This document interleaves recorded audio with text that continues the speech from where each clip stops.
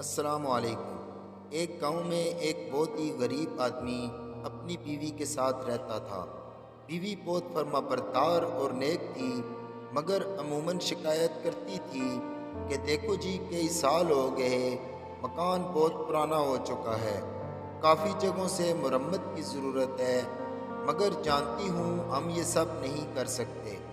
مگر دروازہ کب کا بسیدہ ہو کر گر چکا ہے اور میں نے پردہ لٹکایا ہوا ہے، اور میں کب سے کہہ رہی ہوں مجھے ڈر لگتا ہے کہیں کوئی چور ڈاکو نہ آ جائے۔